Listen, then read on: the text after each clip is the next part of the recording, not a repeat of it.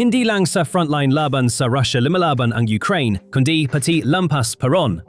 Sa mga rehiyon ng Russia at sinakop na teritoryo, libo-libong lihim na operatiba, kabilang ang Ukrainyano, Tatar at Ruso ay kumikilos laban sa Kremlin mula sa loob. Nagkaisa silang bumuo ng unit na ATESH na may misyon na guluhin ang digmaan sa anumang paraan. Mula sa sabotahe hanggang pagbabahagi ng lihim na impormasyong mula sa loob, nagbibigay ng mahalagang serbisyo sa hukbong Ukrainyano ang matatapang na ahente at ang pinakabagong matagumpay nilang mga pag-atake ay nagdulot ng pagkabigla sa puso ng Moscow. Ang ATESH, na salitang Crimean Tatar para sa kilusan ng apoy, ay nagsimula noong taginit ng 2022 hindi nagtagal matapos magsimula ang malawakang pananakop sa Ukraine. Isa sa mga kinatawan ng grupo na kilala lamang sa palayaw na Zoka ay nagpaliwanag sa isang panayam sa Center for European Policy Analysis, CEPA, kung paano nagsimula ang lahat.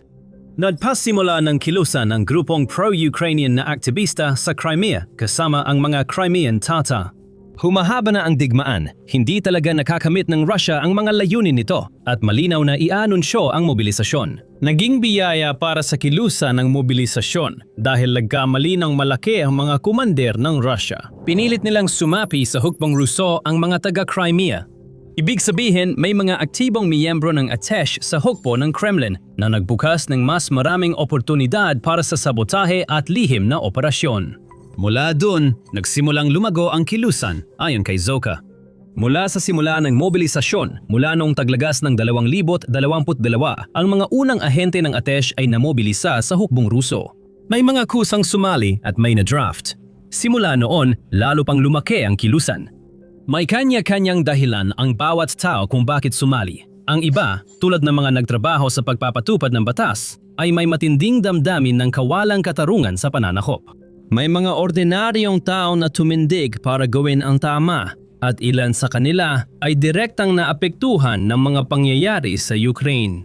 Ikinuwento ni Zoka ang emosyonal na karanasan ng isang lalaking nawalan ng ama sa digmaan at sumali sa ATESH para makapaghiganti. Kahit magkaiba ang pinagmulan at kwento nila, isa ang layunin, palayasin ang Russia sa Ukraine at tapusin ang digmaan. Magkakaiba ang paraan nila sa pagtupad ng misyon. Sa pagtatapos ng 2022 at pagpasok ng 2023, may mga ulat ng mga miyembro ng ATESH at iba pang partisan na nagsusunog ng barracks ng Russia na nagpapasabog ng mga checkpoint ng National Guard at umaatake sa mga convoy.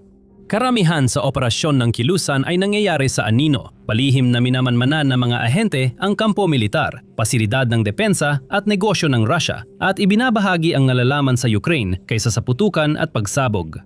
May mga ahente na ang kilusan sa 12-12 lang bayan, lungsod at rehiyon, mula sa mga linya ng labanan hanggang sa nagyayalong Siberia. Nakakakolekta sila ng napakalaking dami ng impormasyon sa mga lugar na karaniwang mahirap maabot ng mga puwersa ng Kyiv.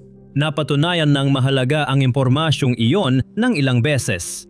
Ayon sa ATESH, mahalaga ang papel ng kanilang mga ahente sa mga operasyong Ukrainyano sa simula ng digmaan, kabilang ang matagumpay na pag-atake sa mga barko at infrastruktura ng Russian Black Sea Fleet sa Crimea.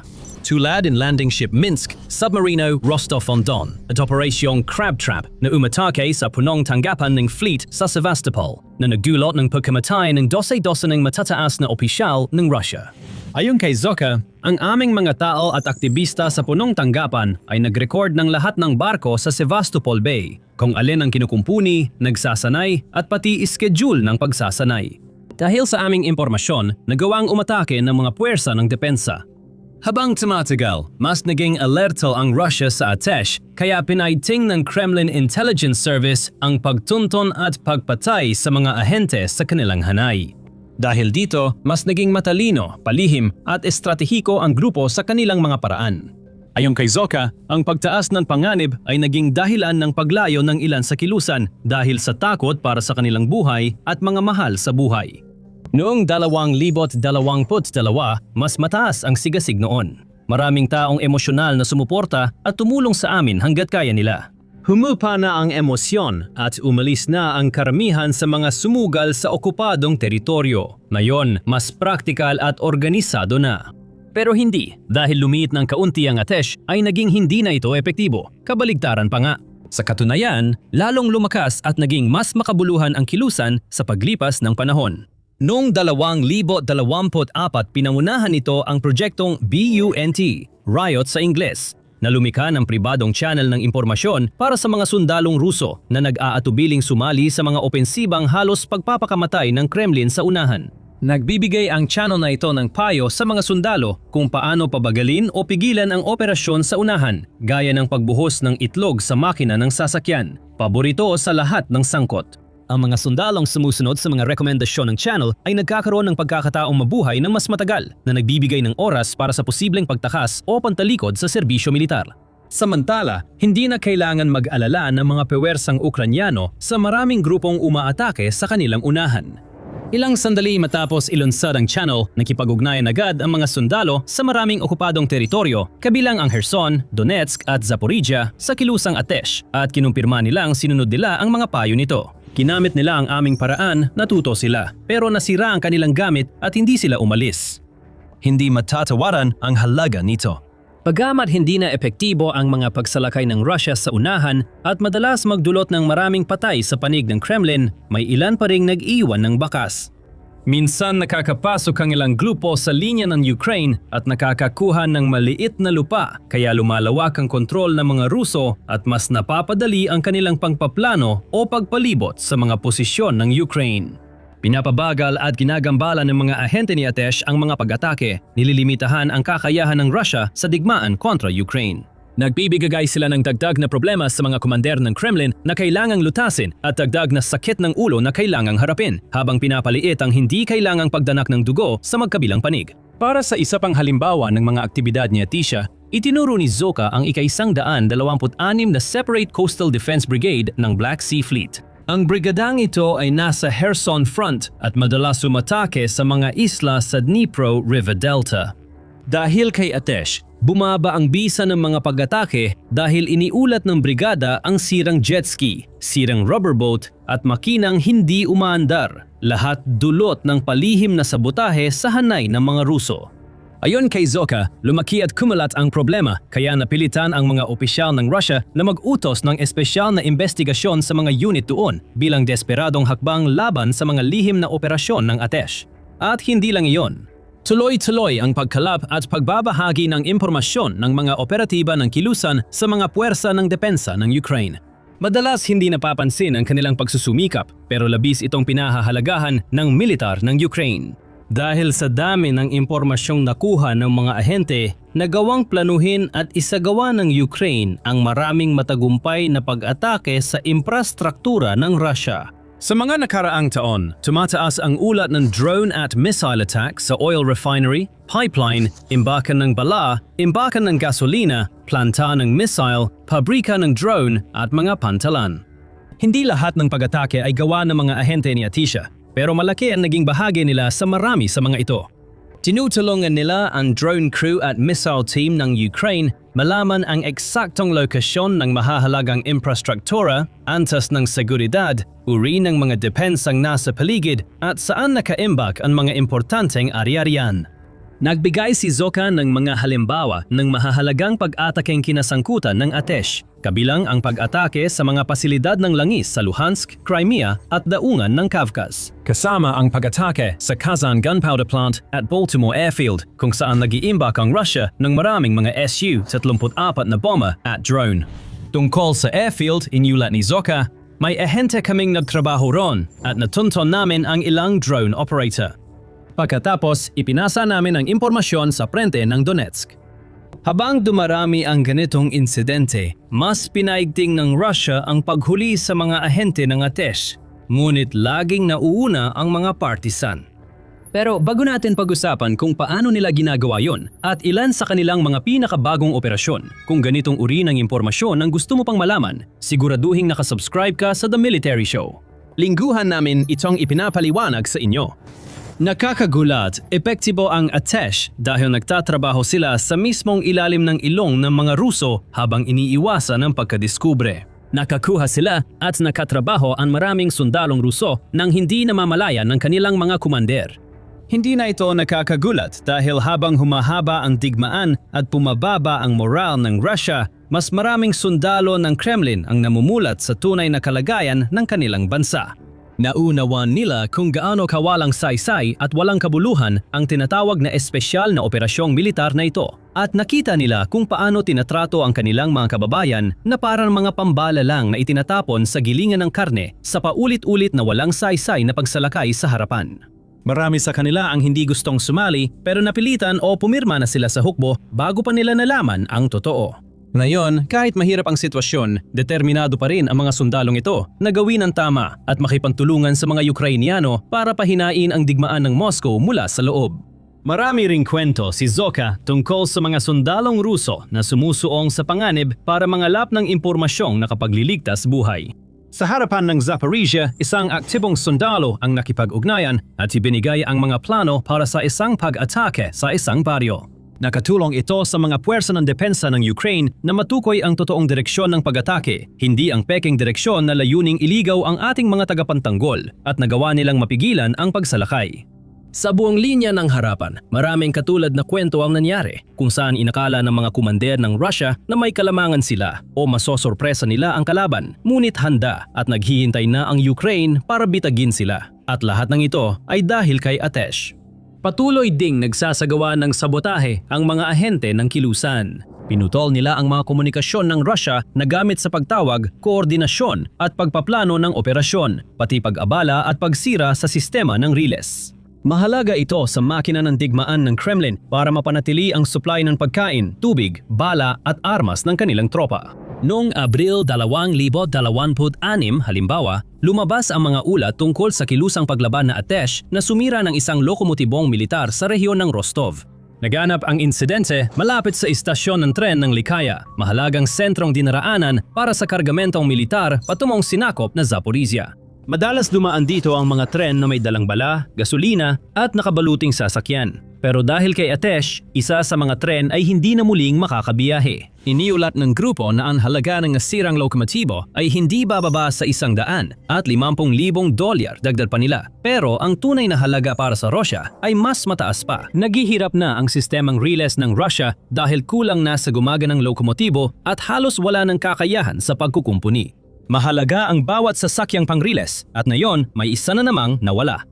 Ang pagkasira ng lokomotibo ay nagpatigil sa trapiko ng tren, kaya maraming tren ng militar ang naghintay habang hirap tugunan ng mga opisyal ng riles ng Russia ang krisis. Kalaunan sa mismong buwang yon, muling umatake si Atesh. Ayon sa ulat ng kilusan, isang matapang na ahente ang nakapasok sa subestasyong elektrikal sa sinakop na rehiyon ng Luhansk. Pagpasok sa loob, sinira ng operatiba ang transformer ng kuryente na agad nagdulot ng sunog, nilamon ng iba pang kagamitan at nagpahinto sa operasyon ng istasyon. Ang istasyong, iyon din ang nagbibigay kuryente sa kalapit na sentro ng riles na ginagamit ng mga tren ng supply ng militar ng Russia. Dahil sa matinding pinsala sa istasyon, nahirapan ding gumana ang hub kaya marami ring pagkaantala ng tren habang naghanap ng alternatibong ruta ng supply ang mga puwersang sumasakop. Dahil dito, hindi na pupunta sa mga lugar na kailangan ng Russia ang mahahalagang supply. Naubusan ng mga supply ang mga puwersa sa unahan na bumababa ang moral at nagpapahirap sa mga komander na magplano at magsagawa ng pag-atake. Kung titingnan ng paisa-isa, maaaring maliit lang ang mga insidenteng ito, pero kapag pinagsama-sama, malaki ang epekto nila. Bawat kilos ay nagpapahirap sa lohistika ng kalaban na ipinapakita kung gaano kapambihira at kadalasang di napapansing mahalaga ang mga gerilyang aksyon sa supply chain at koordinasyon. Kita ring nagsasawa at napapagod na si Moscow sa kalokohan ni Atesha. Opisyal na kinilala ang grupo bilang isang teroristang organisasyon noong 2024 kasama ng iba pang mga kilusang partisano at paglaban. Dahil dito, pati pinakamataas na awtoridad sa bansa, hindi lang lokal na pulis, ang humahabol sa mga tauhan ni Atisha. Pinanggit ni Zoka na hinahabol ang grupo ng Federal Security Service, mga ahente ng FSB, pati na rin ng Russian National Guard at ng pangunahing direktorado ng General Staff, ang GRU. Hindi natatakot ang Russia gumamit ng maruruming paraan para tugisin ang mga nais guluhin ng mga operasyon nito mula sa loob. Sabi ni Zoka, halimbawa, gumawa ang kalaban ng peking Atesh accounts sa social media apps gaya ng Telegram. Nagpapanggap ang mga ahensya ng intelihensya ng Russia bilang mga operatiba ng Atesh sa mga channel na ito. Umaasang mahikayat ang mga taong gustong sumali sa kanilang layunin bago sila bitagin at mahuli sa akto. Sa kasamaan palad, maraming matalino at nakakaiwas sa patibong, pero hindi lahat ay ganon. Noong Marso 2024 isang insidente ang nangyari kung saan naloko ng channel ang 13 taong gulang na lalaki. Una, inutusan siya ng mga nagpapanggap na Ruso na kunan ng larawan at video ang lokasyong pansamantalang kinaroroonan ng mga puwersang Ruso bago siya utusang magsagawa ng teroristang pag-atake at maghanda ng pamamaril sa paaralan. Kinumpirma ni Zoka na hindi kailanman gagawin ng totoong Atesh ang ganon. Hindi ito layunin saktan ang sibilyan o maghasik ng kaguluhan sa sarili nitong mamamayan. Nakatuon ang mga ahente sa target militar gamit ang lihim na paraan para guluhin ang operasyon ng digmaan ng Russia. Dahil sa insidente, naapektuhan ang reputasyon ng grupo dahil may naniwala sa ulat ng media ng Russia na nagpaplano ng terorismo si Atesh. Maging ang ilan sa aming mga ahente ay sumulat sa amin upang ipahayag ang kanilang pagkadismaya at kinailangan naming ipaliwanag na hindi yun totoo. Pinaglalangan kami. Mayroon kaming moral na hangganan. Hindi kami mga terorista. Mabuti na lang, mabilis nakabawi ang grupo at lalong lumakas mula noon. Pinanggit ni Zoka na maraming bagong recruit ang Atesh mula sa mga sinakop na bahagi ng Donetsk at Luhansk na kontrolado ng Russia sa loob ng higit isang dekada. Naniniwala siya na marami sa mga rehiyong ito ang pagod na sa pananakop ng Russia, katiwalian at hindi pangtupad sa mga pangako. Ayon sa mga ulat, sa kabila ng pangako ni Pangulong Vladimir Putin na palayain ang Donbas mula sa di-umano'y paniniil ng Ukraine, lalong bumaba ang kalidad ng buhay ng mga tao roon nang dumating ang mga tropang Ruso. Sa Luhansk halimbawa, nagiging karaniwan na para sa mga lokal na residente na ilang buwan na hindi nakakatanggap ng sahod para sa kanilang trabaho. May ilan pa ngang nawalan ng trabaho at napalitan ng mga Ruso, habang marami ang nasira o nawasak ang mga bahay dahil sa digmaan at nayo'y nawalan ng tirahan at nabigong bigyan ng sapat na matutuluyan ng mga autoridad ng Russia. Sabi ni Zoka, naloloko ang mga tao kaya pakiramdam nila ay naaagrabyado at nais lumaban sa kawalang katarungan. Patuloy ding dumarami ang mga Rusong kumukontak sa grupo habang lumilipas ang mga buwan. May kanya-kanya silang dahilan kung bakit nila ito ginagawa. Ang ilan ay naghahanap lang ng dagdag na pagkakakitaan. May mga nakakaramdam na naipit sila sa hukbong Ruso at gustong makaalis, habang ang iba ay nadismaya o pakiramdam ay niloko silang pumunta sa unahang linya ng labanan. Ngayon, humigit kumulang 2,000 ahente at impormante ang bumubuo sa napakalaking kilusang ito na mas naging sopistikado mula noong mga unang araw nito noong taginit ng 2022. Ang mga ahente ngayon ay gumagamit ng mas advanced na kasangkapang pang-seguridad tulad ng VPN at burner device para maitago ang online na aktibidad at makipag-ugnayan sa iba pang mga partisan nang hindi natutuklasan. Samantala, patuloy na nagsusumikap at nahihirapan ang Moscow sa kanilang mahihinang pagtatangka na pigilan ang mga aktibidad ng Atesh, kung saan binanggit ni Zoka na sa ilang rehiyon, ang Atesh ay itinuturing na halos kapantay ng antas ng banta ng opisyal na ahensiyang paniktik ng Ukraine, ang GUR. Pagkatapos, sabi niya, talagang sineseryoso nila kami at dapat lang. Natataranta ang mga sundalo ng Russia, pero dahan-dahan na silang nasasanay sa tunog ng mga drone sa itaas. Ganyan ang digmaan sa Ukraine. Pero iba na ang nakikita natin ngayon. Parang galing sa ibang mundo. Isang lagim mula sa kalangitan na tahimik, hindi natutukoy, at pumapatay ng maraming sundalong Ruso.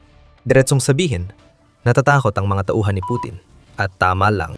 Dumating na ang Marsiano. At sila pa lang ang simula ng paparating na AI-powered na pagwasak laban sa puwersa ng Russia. May mga una na tayong palatandaan kung ano ang dinala ng Ukraine sa labanan. Hindi mula sa Ukraine mismo, kundi mula sa Russia at sa natatakot nitong mga ahensiyang pansiguridad. Noong Abril 21, iniulat ng Russian news agency TASS mula sa isang source sa ahensiyang pansiguridad ng Russia ang tungkol sa isang nakakatakot na bagay sa himpapawid. Ayon sa source na may babala, mahirap matukoy ng maaga ang ganitong drone gamit ang drone detector. Binigyan pagkatapos ng source ng pangalan ang mga bagong drone at ipinaliwanag kung bakit kinatatakutan sila ngayon ng bawat sundalong Ruso sa Ukraine. Ang pangunahing katangian ng Martian UAV ay halos tahimik itong gumagana. Naririnig lang ito kapag sumisisid na ito sa target. Kaya lalo mahirap para sa mga tauhan sa outpost matukoy kung kailan aatake ang Martian, ayon sa source. Tahimik, nakamamatay, at tila hindi mula sa mundong ito. Parang nagsimula ng mukhang nadala lang ng tangke at sundalo ang Russia sa sci-fi na digmaan. pero walang sagot sa mga sandata ng Ukraine. Hindi lang mga hindi pinangalanang source sa Russia ang nagsasabing nagdulot ng takot ang mga Martian. Sa Holivka, kung saan pinakamalakas umatake ang drone ng Ukraine, naghayag ng matinding takot si Ivan Prehodko, ang mayor na itinalaga ng Russia, tungkol sa kinakaharap ng mga tauhan ni Putin. Sabi ni Prehodko, mas mabilis ang bagong drone ng Ukraine na umabot sa 300 km per oha kumpara sa karamihan ng FPV at fiber optic drone sa labanan. Simple lang ang totoong problema ng Russia. Ang mga bagong drone ng Ukraine ay AI-controlled na, hindi na mano-mano. Hindi sila nadedetect ng Electronic Warfare System o drone detector, ayon kay Prehodko. Tahimik ang Ukraine tungkol sa mga drone na ito, kaya wala ring opisyal na impormasyon tungkol sa Martian. May ilang bagay tayong alam, tulad ng nakakagulat na impluwensya ng Google sa larangan ng labanan. Samahan niyo kami para malaman kung paano nangyari yon, kasama ng iba pang mga nakakaintrigang detalye tungkol sa mga Martian na talaga namang ikinagulat ng lahat. Pero sa ngayon, ang totoo ay mas mahalaga kung ano ang nagagawa ng mga bagong AI-powered drone ng Ukraine kapag ginagamit na sila kaysa sa mga technical na detalye ng mga ito. Inulit ng France 24 ang punto tungkol sa mga drone na yon na talagang tahimik hanggang sa mismong sandali napapalapit na sila sa isang kawawang sundalong Ruso. Bukod dito, ang mga bagong drone ay mahilig lumipad ng mababa kaya hindi sila nahahalata ng air defense system. Walang laban ng mga radar pataas sa mga banta sa impapawid na malapit sa lupa. Ang pagsasama ng AI at malakas na kapangyarihang manira ay nagpapalala ng problema. Kapag hindi pumapatay ng sundalong Ruso ang mga drone na hindi nadidetect, bumabangga sila sa mga depensang ginawa para matukoy sila. Para sa Rusya, simple lang ito. Kapag dumating ang mga Martian, may puwang na para sa ibang drone at sandata. Balikan natin ang alam natin sa mga drone. May cruising speed ito. Ang 300 km kada oras ay mabilis. Alam natin tahimik ang mga ito. Halos di matukoy at may uri ng AI na kasali. Saan ba sila galing? Bakit sa dami ng drone ng Ukraine?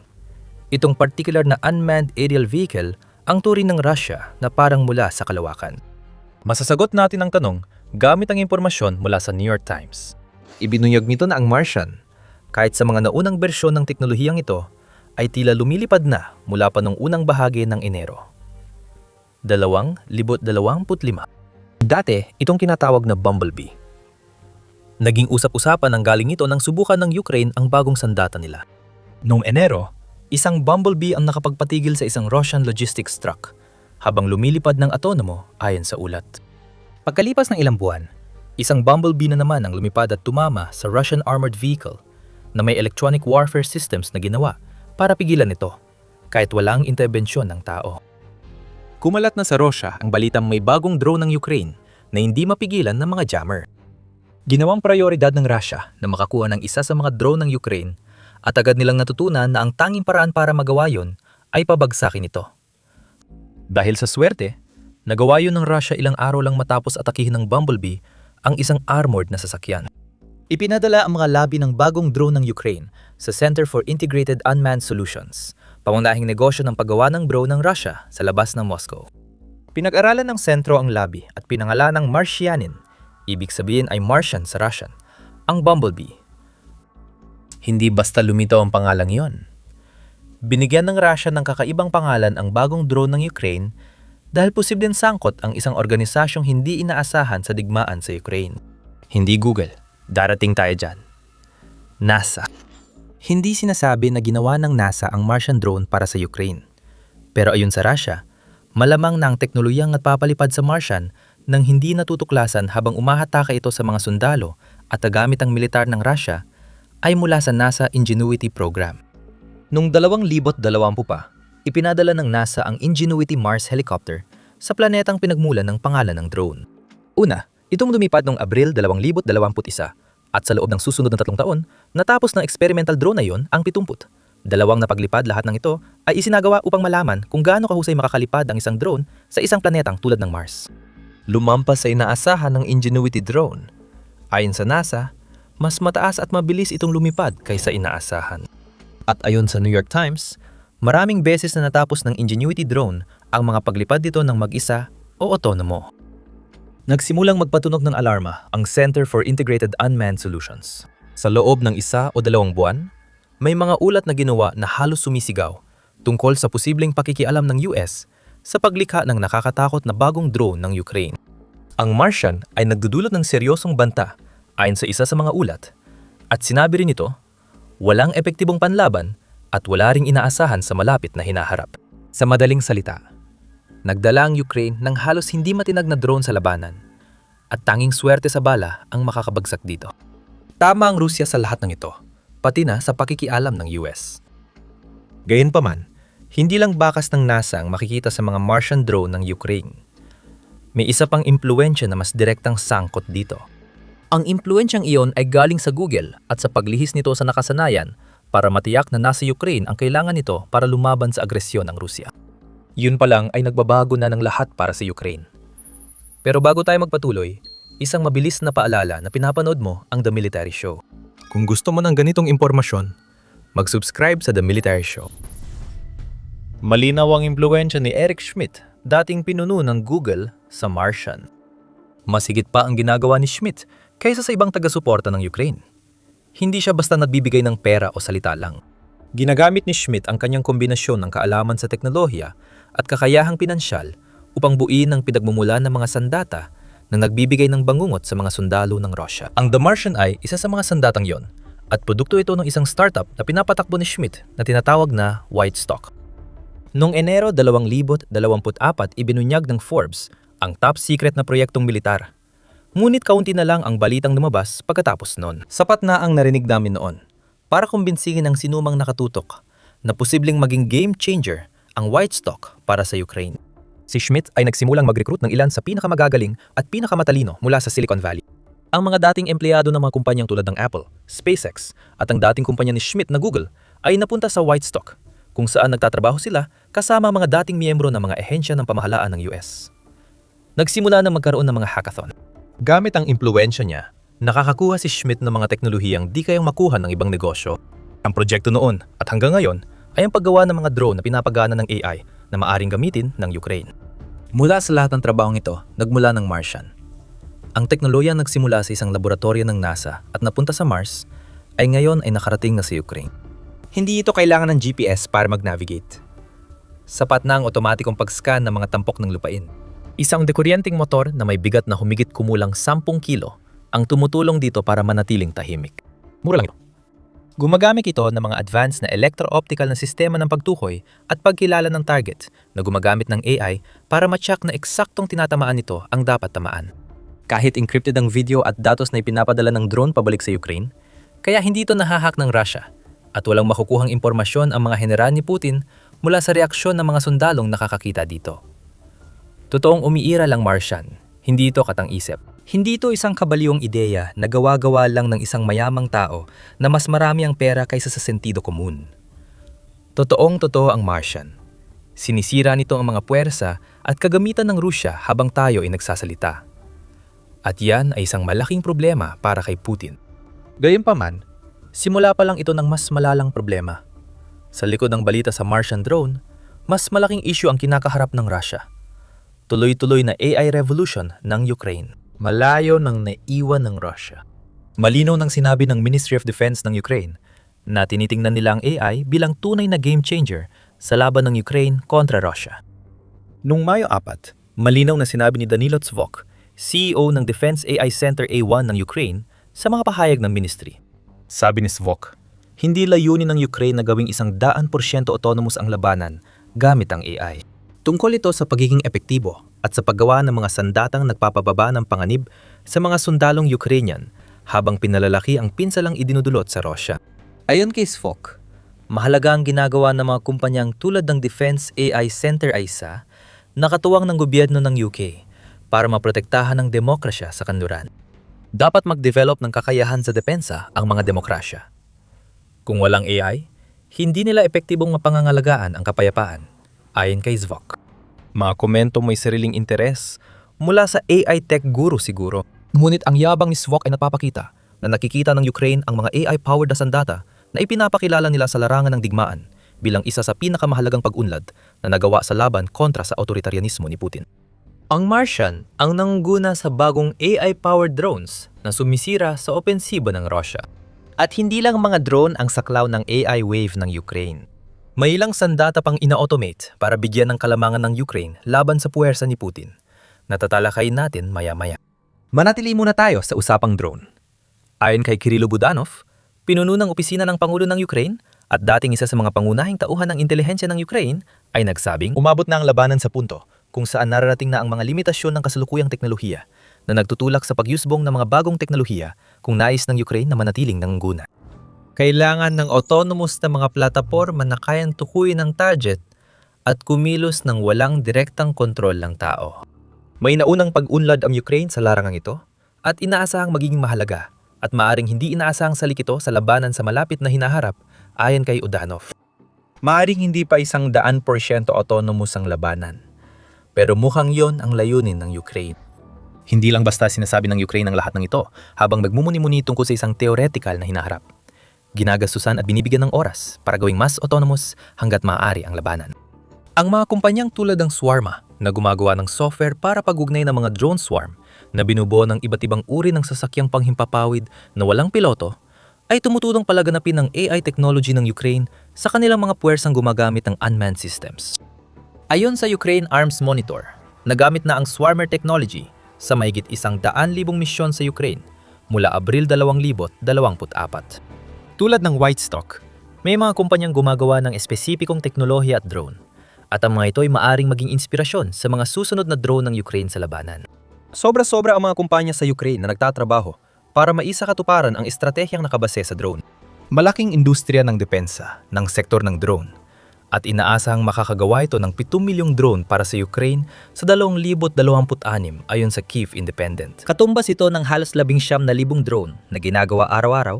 Ang ilan ay $500 lang, ngunit kayang sirain ng mga sistemang Ruso na nagkakahalaga ng maraming milyong dolyar, gaya ng air defense na bigong-bigo kontra Marchan. Sa larangan ng AI, may mahigit 200 kumpanya na ngayon sa Ukraine na gumagawa ng mga teknolohiya para sa drone at mga kaugnay na teknolohiya na gumagamit ng artificial intelligence. Magkakasama ng nakapagrehistro ang mga kumpanyang iyon ng mahigit 300 AI-related na drone development sa Brave One platform ng Ukraine, na layong pag-ugnayin ang decentralized na mga gumagawa ng drone at bigyan sila ng direktang suporta mula sa pamahalaan ng Ukraine. Sa kasalukuyan sa larangan ng labanan, may mahigit 70 sistemang Ukraine na gumagamit ng AI technology. Kanina sinabi namin na ang Martian, kahit nakakakilabot para sa mga sundalo ni Putin, ay maliit na bahagi pa lang. Iyon ang ibig naming sabihin. Ang kakaibang drone ng Ukraine ang nangunghuna sa revolusyon na mas nagpapayanig sa takot sa mga Ruso kaysa sa pambobola ng mga tauhan ni Putin. Ang nakikita natin ngayon na ginagawa ng Ukraine ay ang pagpasok sa isang bagong yugto ng digmaan na hindi pa kailanman nakita noon.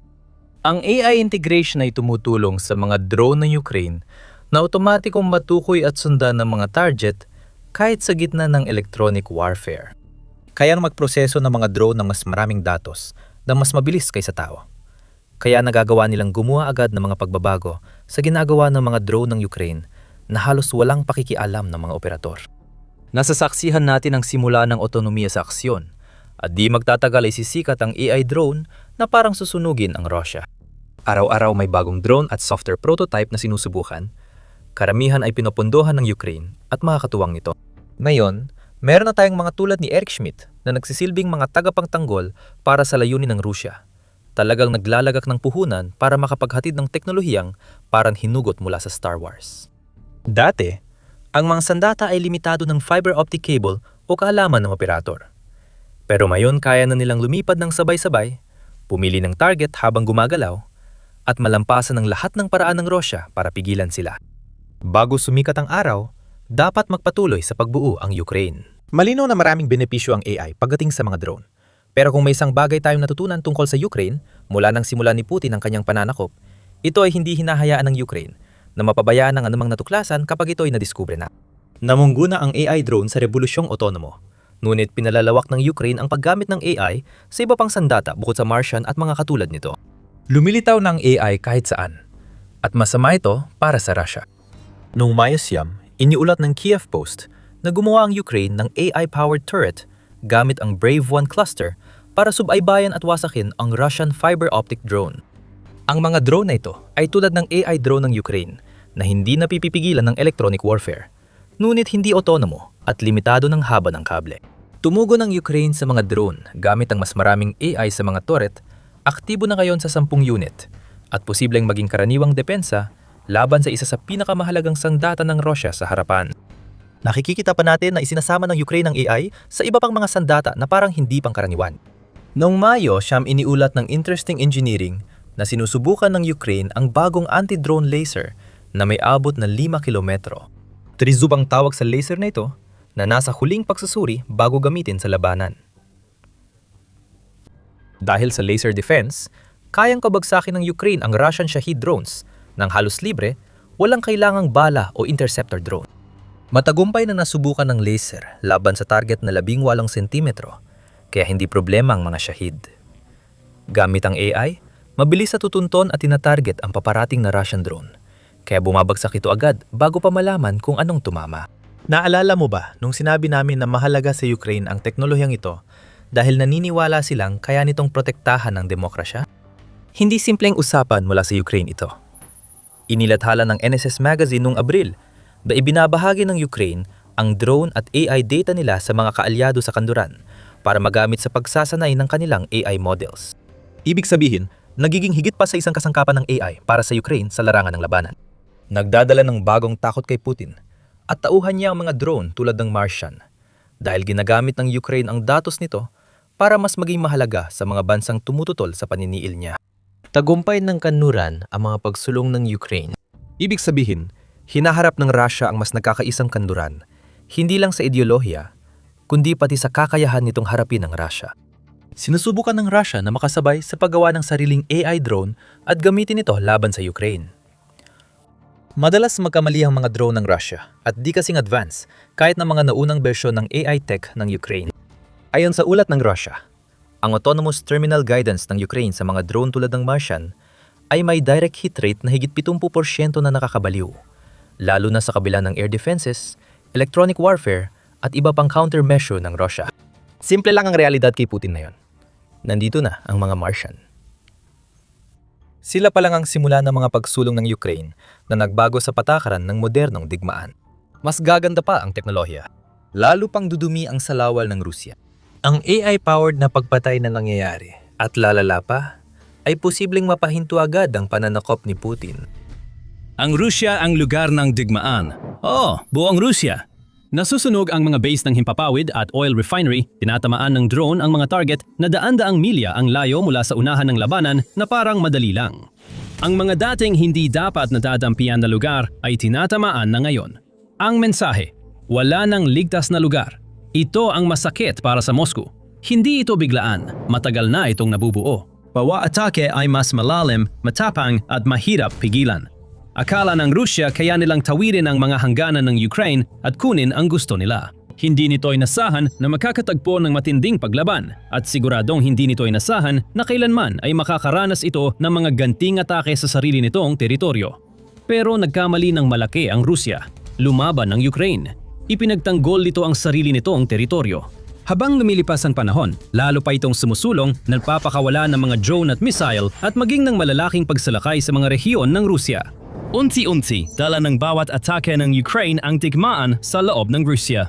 Binago nito ang buong bansa at ginawa itong isang aktibong sona ng digmaan hanggang sa umabot sa puntong inamin ng dating ministro ng depensa ng bansa at kasalukuyang kalihim ng Security Council, Sergei Shoigu, noong Marso 2026 na wala ng rehiyon sa Rusya ang maaring makaramdam ng kaligtasan. Narito ang pagbalik tanaw kung paano nauwi sa ganito, kung paano nabigo ang Rusya sa mga layunin nito, at kung paano bumangon ang Ukraine, sinuong ang mga pagsubok at ipinatikim sa kalaban ang sarili nitong mapait na gamot. Dahil noong nagsimula ang digmaan, halos hindi maisip ng kahit sino na magagawa ng Ukraine na magsagawa ng kahit maliit na pag-atake sa mismong teritoryo ng Rusya. Magkatabi man ang dalawang bansa at may malalim na kasaysayan at ugnayang kultural, pero pagdating sa usaping militar, napakalayo ng agwat nila sa isa't isa. Isa itong parang Goliath sa militar, makasaysayang puwersa na may isa sa pinakamalaking at pinakamalakas na hukbong lupa sa mundo. Libu-libong tanke, 10,000 armored vehicles, mega imbakan ng Soviet na punong-puno ng armor at bala, napakaraming artillerya, bomba at mega misil na handang magdulot ng hindi masukat na pinsala. Bukod pa rito, ipinagmamalaki ng Rusya ang nangungunang puwersa sa himpapawid at hukbong dagat sa buong mundo, pati na rin ang halos 1 milyong aktibong militar. Sa kabilang banda, halos hindi napapansin ng Ukraine sa mga pangunahing puwersang militar. Hindi ito tiningnang seryosong puwersa, kaya inakala ng maraming eksperto na mahihirapan ang Ukraine kapag sinalakay ng Rusya. Kahit ang pinaka-optimistikong analista ay inakala na kayang ipagtanggol ng Ukraine ang ilang teritoryo, pero hindi nila inasahan na makakapinsala ang mga puwersa ng Kiev sa mga ari-arian o infrastruktura ng Rusya sa labas ng kanilang bansa. Ngunit hindi nagtagal bago lumitaw ang mga unang palatandaan ng nakatagong lakas ng Ukraine. Sa katunayan, ilang buwan pa lang mula nang magsimula ang digmaan, nagsimulang kumalat ang mga tsismis. May mga ulat ng pag-atake sa mga pasilidad sa Rusya tulad ng oil depot sa Belgorod, ngunit karamihan ay hindi nakumpirma. May ilan umanong nilikha ng Kremlin para mag-udyok ng galit laban sa Ukraine at palakasin ang suporta sa digmaan. Pero habang lumilipas ang panahon, dumarami ang ganitong insidente. May mga kahina-hinalang pagsabog at sunog sa imbakan ng langis sa hangganan ng Rusya, pati na rin mga pag-atake ng drone. Lumabas na ang ilang pag-atake ay gawa ng mga grupong kontradigmaan sa loob ng Rusya, hindi ng puwersang Ukrainyano. Halimbawa, sinira ng mga saboteur ng Stop the Wagons ang bahagi ng sariling riles ng bansa para maantala ang supply at bala papunta sa frontline. Bagamat hindi direktang responsibale ang Ukraine sa mga atake, patunay ito na hindi makakalusot ang Rusya sa tinatawag nilang espesyal na operasyong militar nang walang kapinsalaan. Pagtatapos ng 2022, wala pang 1 taon mula nang magsimula ang digmaan, isinagawa ng Ukraine ang kanilang unang kumpirmadong pag-atake. 2 pa nga, sa katunayan. Naganap ito sa Engels at Dagalibo air bases na malayo sa loob ng Rusya, malayo sa mga hangganan ng Ukraine. Ginagamit ang mga base na ito para sa pinakamahalaga at pinaka-advanced na bomber ng Rusya. Ang Tupolev 2-5 ay isang strategic bomber mula Unyong Soviet na ginagamit sa cruise missile attacks sa infrastruktura ng Ukraine. Noong Desyembre 5, 2022, sinunog ng Ukraine ang 2 airbase na may mga pagsabog at ulat ng pinsala sa infrastruktura at mga eroplanong naroon. Sinundan pa ito ng isa pang pag-atake sa Engels makalipas ang ilang linggo. Noong Disyembre 26 na nagbigay ng mahalagang patunay na ang mga unang pag-atake ay hindi basta-basta lang o aksidente at nahandang-handa at kayang-kaya ng Ukraine na tamaan ng mga Ruso sa oras at lugar na hindi nila inaasahan. Ito ang unang pagkakataon na tunay na naramdaman ng Rusya na ang digmaan ay tumatama na sa kanilang sariling bayan. Ngunit hindi ito ang huli. Noong 2023, nagsimulang magbago ang takbo ng digmaan. Nagsimula ito bilang konbensyonal na digmaan kung saan sobrang umasa ang Rusya sa mga tangke at armored na sasakyan para talunin ang kalaban. Samantala, naghukay ng trintsera at nagtayo ng matitibay na posisyon ang mga tagapagtanggol ng Ukraine gamit ang anumang armas at artillerya para mapigilan ang kalaban. Isa itong labanan ng pag-ubos ng lakas tulad ng ibang labanan sa mundo noong ika-20 at unang bahagi ng ika-21 siglo. Ngunit dumating ang mga drone. Noong huling bahagi ng 2022 at unang buwan ng 2023, mas madalas nang gumamit ang Russia ng drone para umatake mula sa himpapawid sa mga posisyon ng Ukraine at infrastruktura ng sibilyan. Napilitan ang Ukraine na ipagtanggol ang sarili laban sa bagong banta mula Russia. Mabilis, mura, madaling gawin at kayang ipadala ng maramihan. Ang mga umuugong na kawan ng pampasabog mula sa himpapawid ay mahirap matukoy sa radar at sa lagi ng karaniwang depensa, kaya't kayang magdulot ng matinding pinsala sa isang gabi.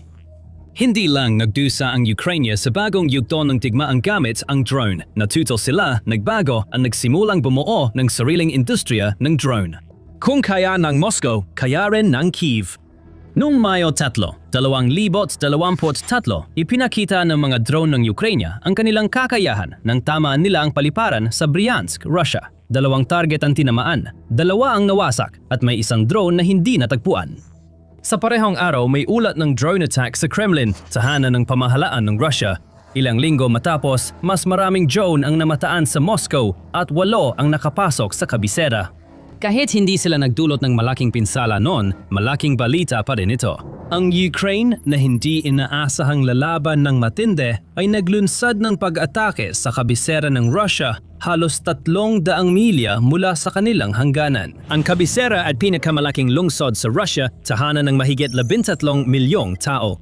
Tinaman ng mga sandata ng Ukraine ang lugar na madalas tambayan ng pinakamayayamang oligarko ng bansa at ni Pangulong Vladimir Putin.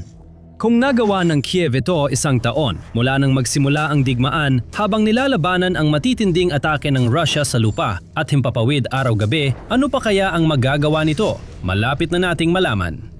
Habang nagpapatuloy ang taong 2023, naging mas madalas ang mga pag-atake ng drone ng Ukraine. Pero may mas malaki pang inihanda ang Kiev. Sa huling bahagi ng tagsibol, tumawid ang mga armadong puwersa mula Ukraine papasok sa rehiyon ng Belgorod, Russia na naging unang malaking paglusob sa lupa laban sa Russia.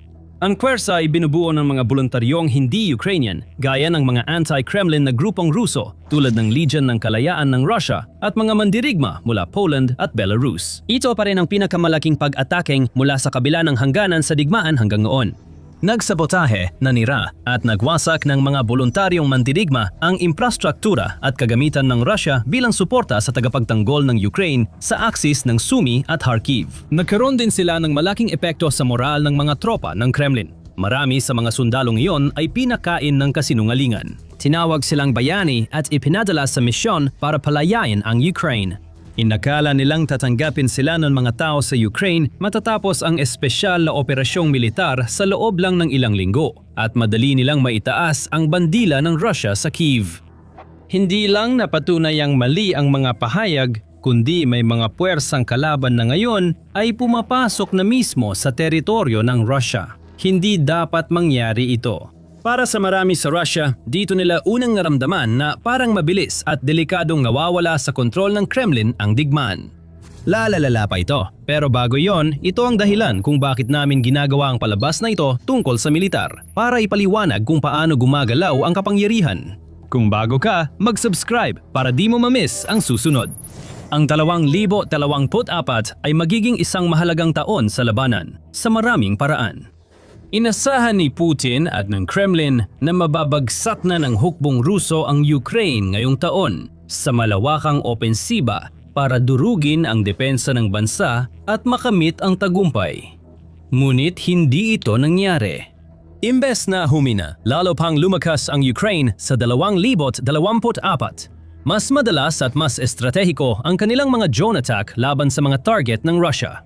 Mas maingat nang pumili ng target ang mga komander ng Kyiv hindi lang sa base ng himpapawid at imbakan ng bala, kundi pati sa infrastruktura ng langis. Napagtanto nila na ang langis marahil ang pinakamahalagang yaman na hawak ng Russia dahil ang langis ang nagpapagana sa makinarya ng digmaan ng Kremlin, direkta man o hindi direkta. Ginagamit ito bilang gasolina na nagpapatakbo sa mga tangke at nagpapanatili sa mga bomber sa himpapawid.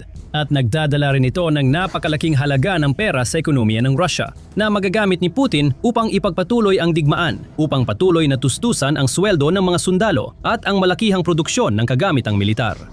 Kung masira ng Ukraine ang infrastruktura ng lanis ng Russia, posible silang manalo sa digmaan. Kaya iyon ang ginawa nila. Noong 2024, may hindi bababa sa 84 na kumpirmadong pag-atake ng Ukraine sa oil infrastructure ng Russia, karamihan sa mga refinery, pati rin sa pipelines at storage tanks. Pati pasilidad militar, tinamaan ng matinding atake ng Ukraine na hindi na lang drone ang gamit na yon. Ang mabilis na umuunlad na industriya ng depensa ng Kyiv ay gumagawa na ng mas malalaki at mas magagandang misil na mas malayo at mabilis lumipad kaysa dati. Mas higit pa sa kakayahan ng maraming munisyong kanluranin na ipinadala ng mga kaalyado ng Ukraine mula Europa at iba pang lugar. Halimbawa, nagkaroon ng mahigit 50 Neptune missile strikes at mga malalayuang drone strike sa mga target na halos 1,000 milya ang layo sa loob ng Russia gaya ng Kupol Electromechanical Plant sa Izhevsk. Ito rin ang panahon na pinayagan ng mga kaalyado ng Ukraine na gamitin ang kanilang armas laban sa mga target sa loob ng Russia, hindi lang sa mga sinakop na teritoryo. Dahil dito, mas naging banta ang Ukraine sa Moscow, lalo na at may mga Storm Shadow ng Europa at mga gawang Amerikanong misil na tumatama sa mga paliparan at mahahalagang lugar.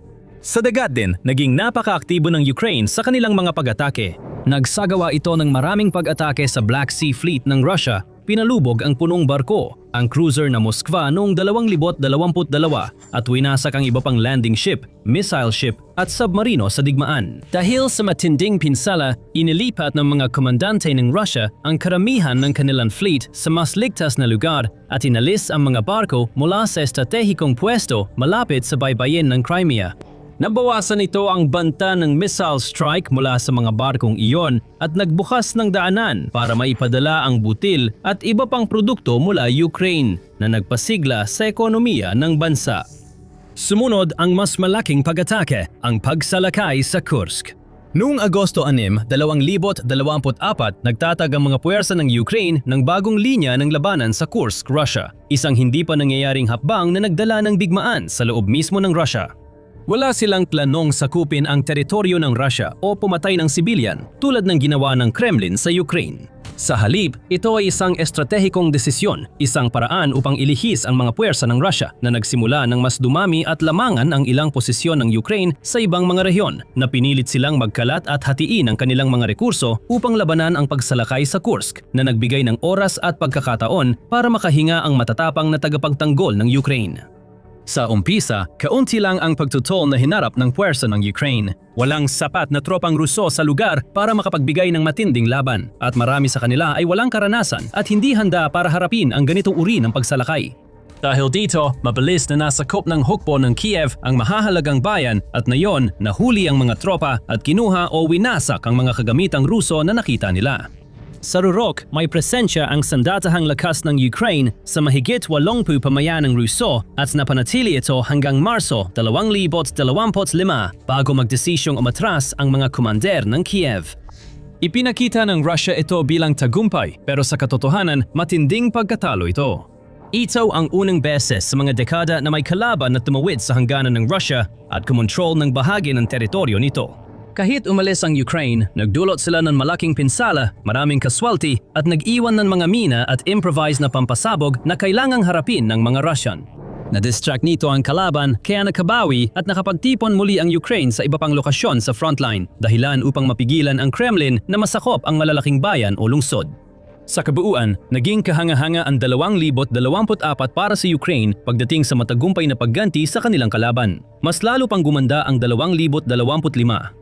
Kakaumpisa pa lang ng taon nang umatake ang mga drone ng Ukraine sa Moscow gamit ang 200 at 40 mga drone.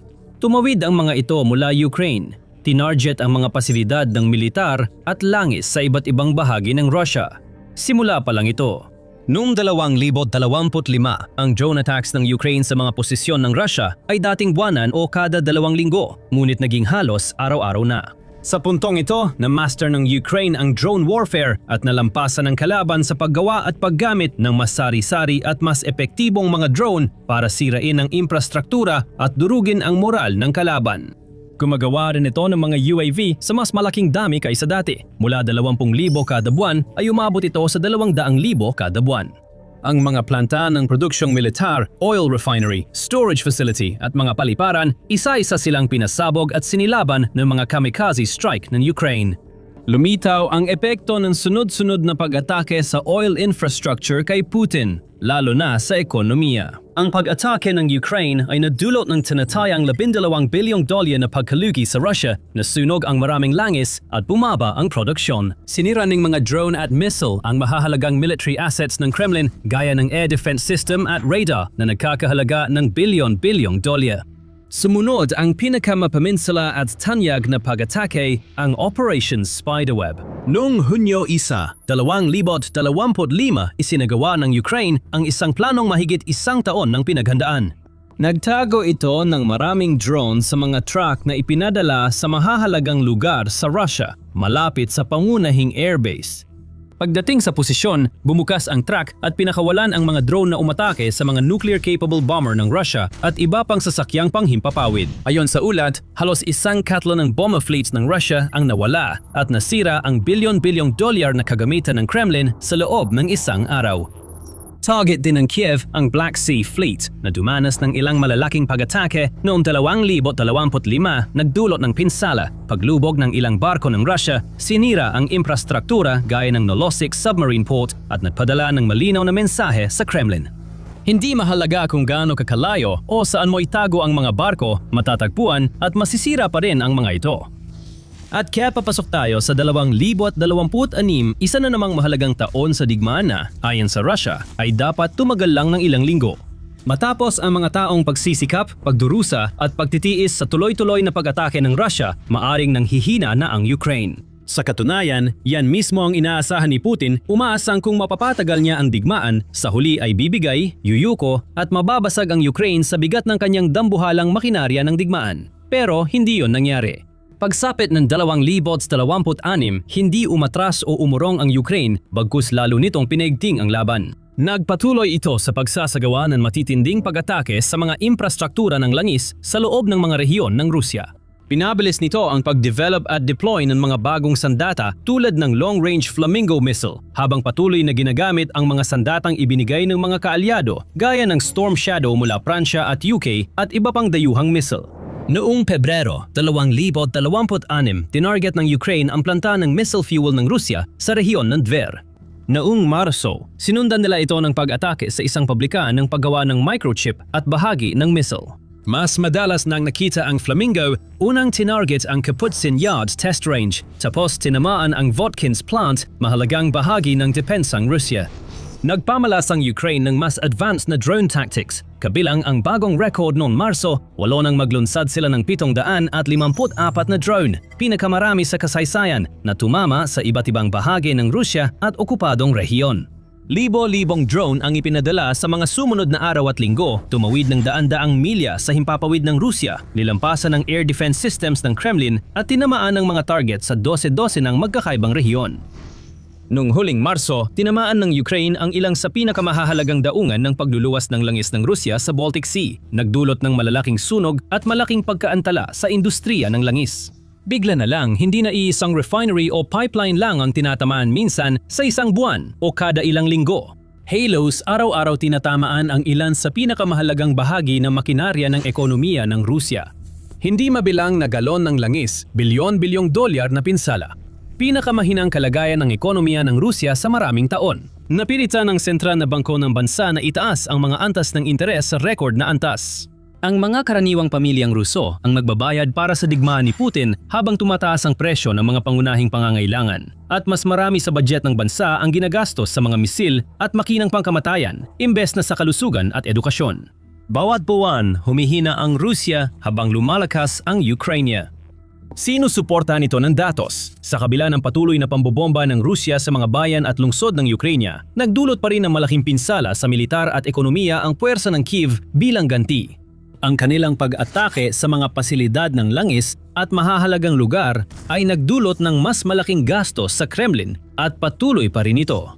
Tumaas ang produksyon ng drones sa Ukraine mula 800,000 kada taon noong 2023 hanggang 4 na milyon noong 2025 at tinatayang aabot mula 5 hanggang 10 milyon para sa 2026. Pataas din ang produksyon ng mga misil at hindi pa naging ganito kalakas ang kakayahan ng Ukraine sa opensiba at depensiba, kaya mas madali na para sa kanila na dalhin ang digmaan sa loob ng mga rehiyon ng Rusya, kahit pa ang mga ito ay daan-daan o libu-libong milya ang layo mula sa hangganan. Tama si Shoigu. Wala nang ligtas sa Rusya, si Putin lang ang may kasalanan. Ito lang ang bagay na kinatatakutan ni Putin mawala. Kaya natakot siyang ipadala ito sa Ukraine. Itinago ito ni Putin. Mahigit 1,700 kilometro ang lalim sa loob ng Rusya. Ang sinasabi ni Putin na isa sa pinakakahanggahangang gawa ng Rusya ay nagtago lang sa isang airstrip. Tumutol ang Ukraine sa kalokohan ni Putin at winasak ang natuklasan nilang itinatago niya.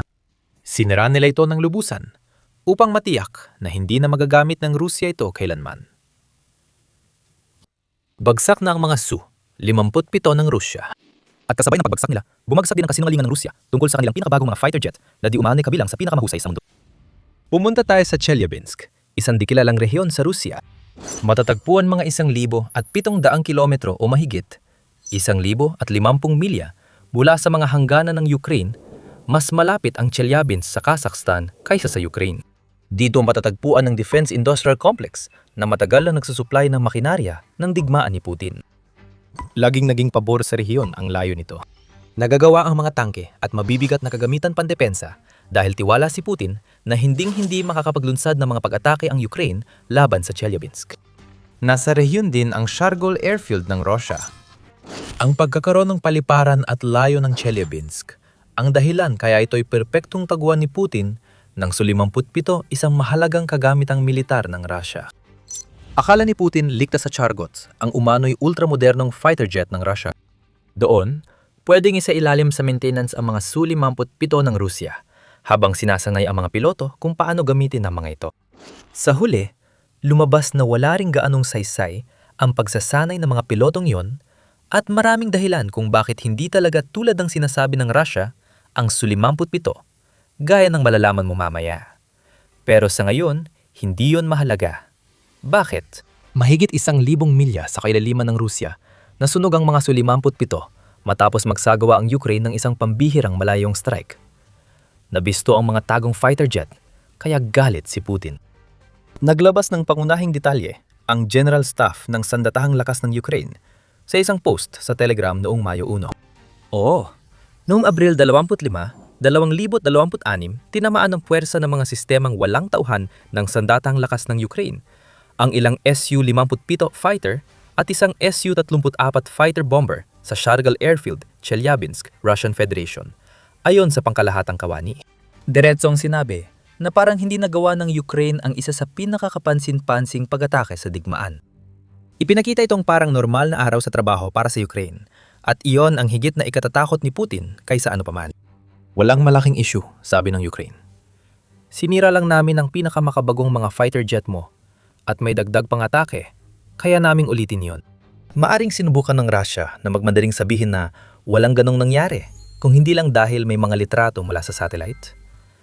Ang mga pahayag ng Ukraine tungkol sa pag-atake sa Shargol ay hindi kasinungalingan o propaganda. Totoong-totoo ang mga yon. Ang Excelenova Plus Telegram channel, isa sa mga unang nagpakita ng pinsalang ginawa ng Ukraine sa post nung Mayo.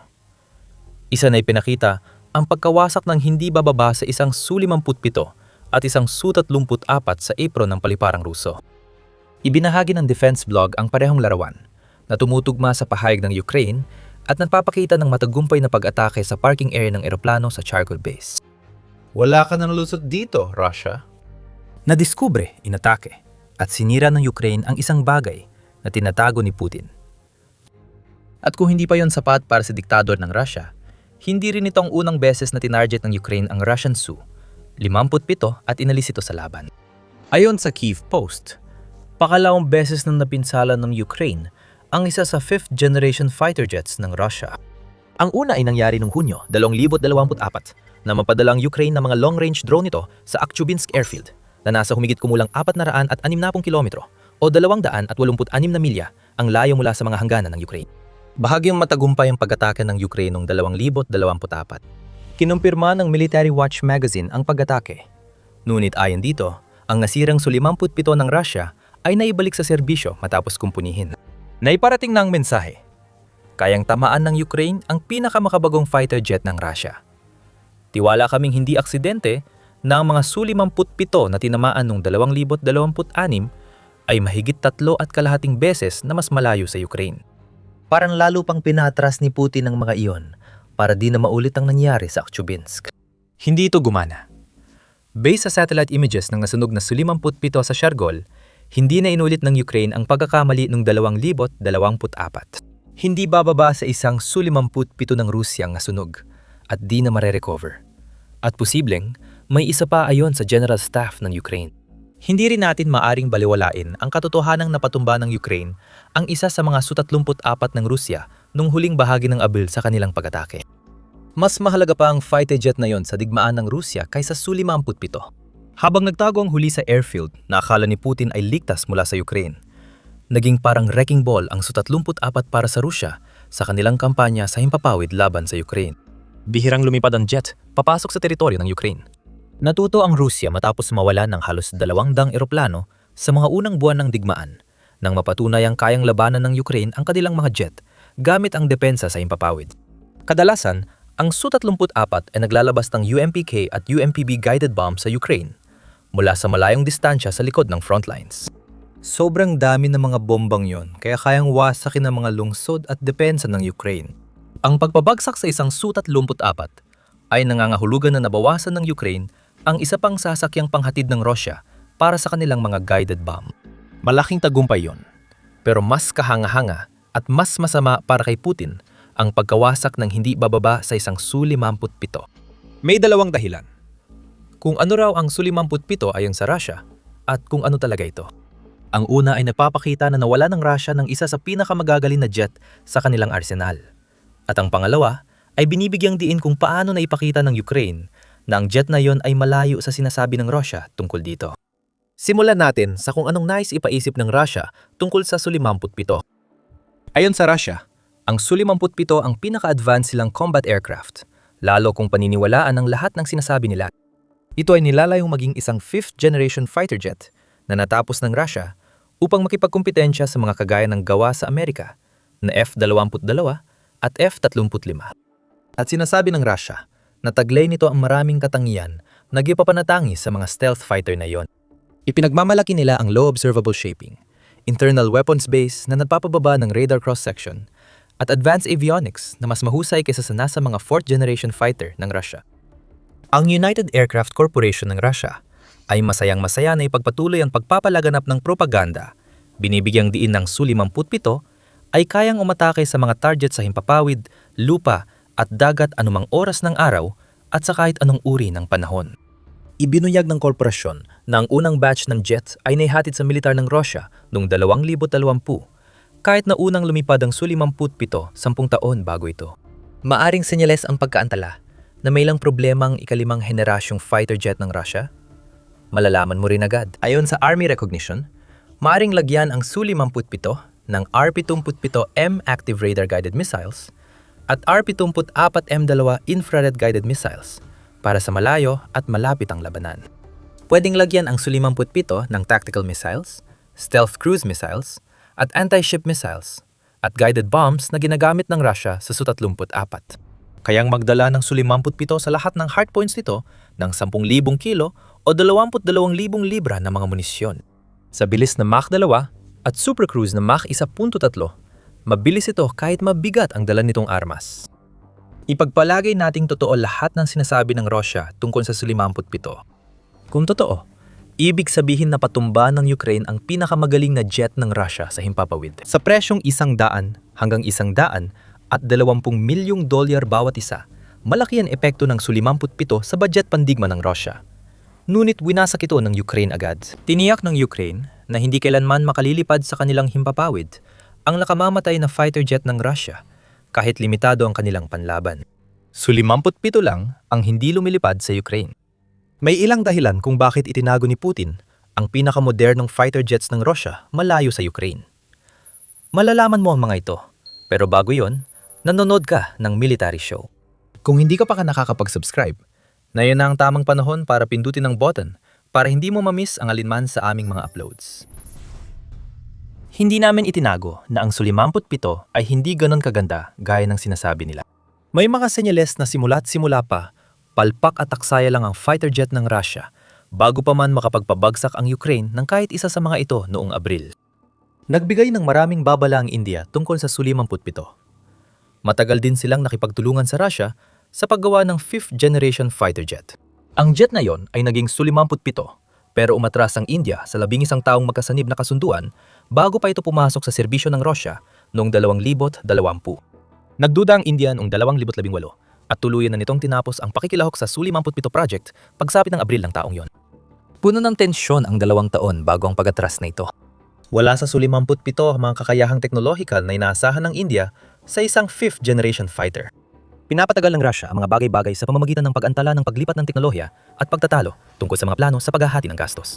Para sa India, nauwi sa kabiguan ang proyekto ng Su-57 kung saan sobrang dami ng perang ginastos sa isang jet na hindi naman makapapantay sa mga stealth fighter ng US gaya ng ipinangako. Matapos tapusin ng Russia ang proyekto mag-isa, malapit na nitong mahikayat ang India na sumali muli. Plano ng India bumili ng Su-57 mula Russia na yung operational na ang jet. Pagsapit ng Marso 2026, halos nagkawatak-watak na ang mga planong yon. Kahit nag-alok ang Russia ng bonus, tulad ng bagong makina at hindi lisensyadong bersyon ng eroplano. Tumanggi ang India dahil ayon sa kanila, hindi pa pasado sa pamantayan ang Su-57 bilang 5th generation fighter. Mas pinili nitong gastusin ang pera sa sarili nitong AMCA fighter at sa alinman sa Tempest o FCAS 6th generation fighter jet programs. Kinailangan tiisin ni Putin ang isang 1-2 na combo. Hindi na interesado ang India sa Su-57 at ang dalawang 6th generation na proyektong nais nitong salihan ay pinamumunuan ng mga kalaban ng Russia. Magkasamang ginagawa ng Italia, Hapon at UK ang Tempest. Pinamumunuan ng Alemanya, Espanya at Pransya ang FCAS. Nawala na ang isang potensyal na kaalyado at pinagmumulan ng pera para sa Rusya dahil ang Su-57 ay hindi kasing husay ng ipinapahayag ng Rusya. Lumabas pang impormasyon sa Su-57 matapos umatras ang India. Dahil luma at di mapagkakatiwalaan ng makina, posibleng nag-alok ang Rusya ng mas bagong makina para makahikayat sa India. Kung ikukumpara sa F-22 at F-35, hindi kasing stealthy ang Su-57. Ayon sa Aviation Geek Club, 6 hanggang 10 beses mas malayo ang detection range ng radar laban sa Russian ikalimang henerasyon fighter. Ang radar cross-section ng mga pangunahing fighter jet ng Amerika ay 1,000 hanggang 10,000 beses na mas maliit kumpara sa Su-57. Mas may tuturing na ika-4 at kalahating henerasyong fighter ang Su-57 kaysa tunay na ikalimang henerasyon. At maaring hindi na ito kailangan ng Rusya dahil nagagamit na nila ang Su-35 sa kaparehong tungkulin. Baka kaya kaunti lang ang Su-57 na ginawa ng Rusya. Ayon sa Euromaidan Press, mas mababa sa 30 ang nasa serbisyo at may isa pang nabawas na makakalipad matapos ang ginawa ng Ukraine sa Chelyabinsk. Ganito ang epekto nito sa Rusya. Sa kahit anong tingin, nakakahiya para kay Putin na nawasak ng Ukraine ang isang Su-57. Kung totoo ang sinasabi ng Rusya sa jet, naabutan nitong hindi handa sa pag-atake ng Ukraine. Hindi dapat nangyari yon. Sa ere, inaasahan na kayang labanan ng Su-57 ang kahit ano. Dapat laging pinoprotektahan ito ng Rusya. Hindi lang basta iniiwan sa labas na pwedeng masira o pakialaman. Bagamat 5th generation fighter ito, lumitaw ang malaking kapabayaan ng mga Ruso na tiyak magpapanggaliti kay Putin. Napapahiya si Putin dahil itinatago niya ang Su-57 palayo sa Ukraine.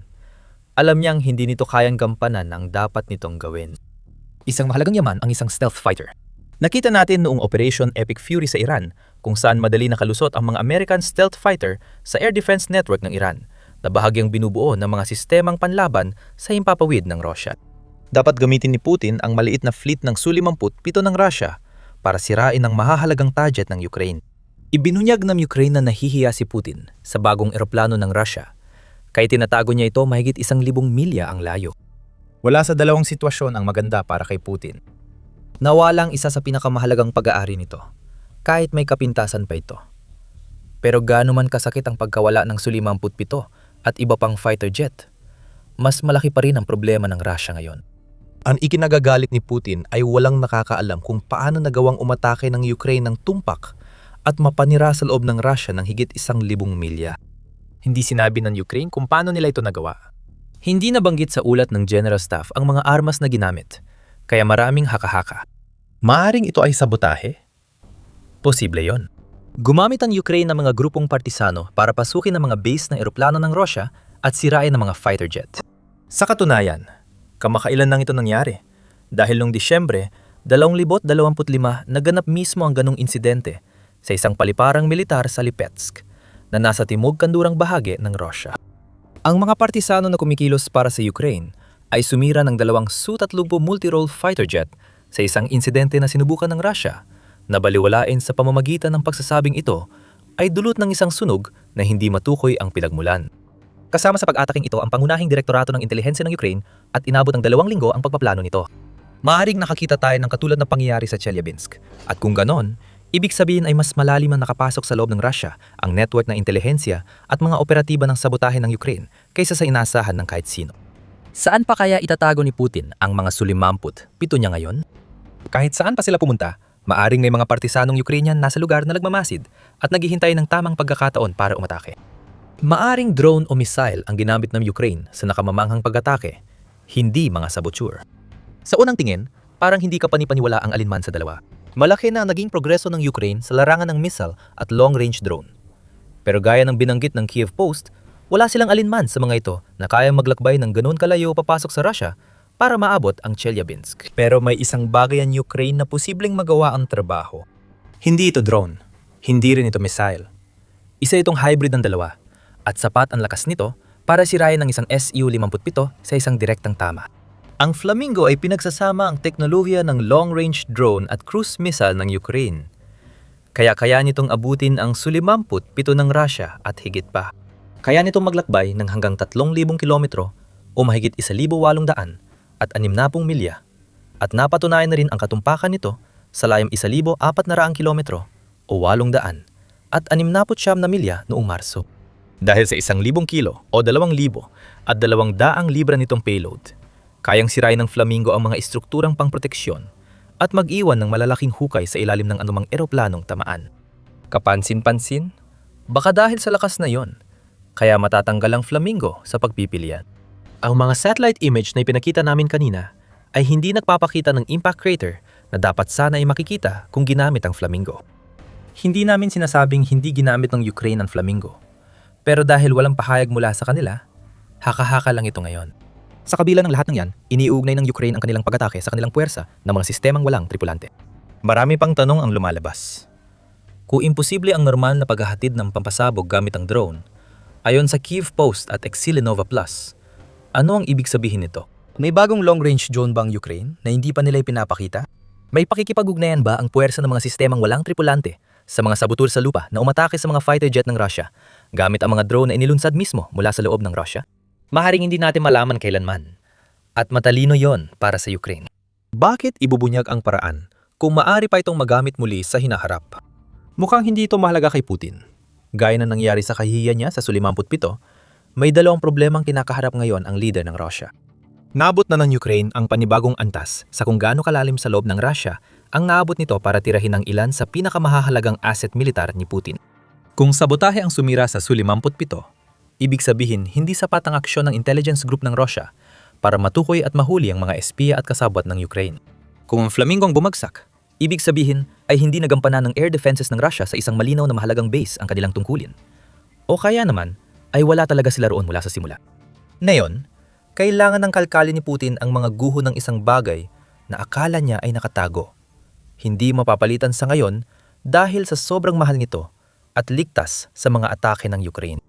Madalas tulad sa Ukraine, napatunayang mali si Putin. Kahit pa ito ay sabotahe, long-range strike o iba pa, lalo lang palalalain ng Ukraine ang sitwasyon para sa Russia. Lampas 1,000 milya ang narating ng Ukraine. Walang ligtas na yon sa Russia. Dapat matagal lang nakuha ni Putin ang mensahe. Patuloy na pinaigting ng Ukraine ang kanilang estratehiya laban sa Russia noong 2026 at hindi lang mga ikalimang henerasyong fighter jet ng Russia ang kanilang winasak. Laging target ang langis. At pinakawalan ng Ukraine ang matinding hagupit na hindi mapigil ng Russia. Kapag kaharap mo ang isa sa pinakamalupit na diktador ng ika-21 siglo, isa lang ang sagot. Kalupitan. Hindi laban sa mga taong pinamunuan ng diktador na yon, kundi sa mismong makina ng digmaan na inilunsad niya sa iyo. Alam ito ng Ukraina. Noong Abril, naranasan ni na Putin at kanyang mga kasabwat ang pinakamalupit na buwan mula sa Ukraina. Mula Crimea hanggang Ural, winasak ng Ukraina ang lahat ng makita, habang nasusunog ang langis ng Rusya at bumabagsak ang hukbo ng bansa. Maganda kayo. Marami tayong pag-uusapan dito. Noong Mayo 4, iniulat ng Kiev Post na matagumpay na tinamaan ng mga espesyalista ng Ukraina sa long-range drone ang 14 na oil refinery at fuel hub ng Rusya sa kanilang teritoryo noong Abril. Hindi lang ito malaking balita. Ito ay isang record. Hindi pa kailanman nangyari na napakaraming drone ng Ukraina ang tumama ng ganito karaming beses sa oil infrastructure ng Rusya sa loob lamang ng isang buwan. Minsan, paulit-ulit pa nilang tinamaan ang parehong target. Mas malayo na ang nararating ng mga drone ng Ukraina ngayon. Isa ito sa mga insidenteng tatalakayin natin kung saan nagpadala ang Ukraina ng drone na lumipad ng 1,000 at 500 kilometro o mahigit 700 at 30 milya para tamaan ng isang mahalagang refinerya ng Rusya. At hindi lang yan. Abril ang naging pinakamalupit na buwan ng taon para sa Rusya dahil sa napakaraming dahilan. Dahil itinaas pa ng Ukraina sa sukdulan ang kampanya nito ng malalayong pag-atake. Simulan natin sa langis ng Rusya. Narito ang listahan ng mga refinerya. Ang Ministry ng Depensa ng Ukraina ang magbibigay ng detalye. Dadali muna namin kayo sa Bashnev Novoyl Refinery sa Ufa, Bashkortostan, Rusya. 1,400 kilometro o 870 milya mula sa Ukraina. Ang refineryang iyon ay gumagawa ng pampadulas at dekalidad na langis na kayang magproseso ng 7 milyong tonelada ng langis kada taon. Matindi itong tinamaan ng Ukraina at iniwang naglalagablab at marami pang susunod na mangyayari. Sa Kostovo, rehiyon ng Nizhny Novgorod, Rusya, tinarget ang istasyon ng pagbubumba ng langis ng Gorky.